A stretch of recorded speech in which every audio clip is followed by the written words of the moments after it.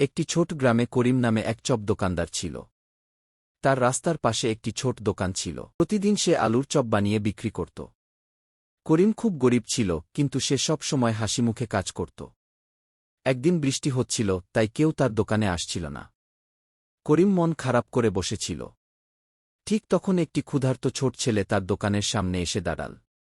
ছেলেটি বলল, চাচা, আমার খুব ক্ষুধা লাগছে, কিন্তু আমার কাছে টাকা নেই। করিম ছেলেটির দিকে তাকিয়ে মায়া পেল। সে তাকে গরম গরম 2টা চপ খেতে দিল। কয়েকদিন পরে সেই ছেলেটি তার বাবাকে নিয়ে আবার দোকানে এল। তার বাবা গ্রামের ধনী মানুষ ছিল।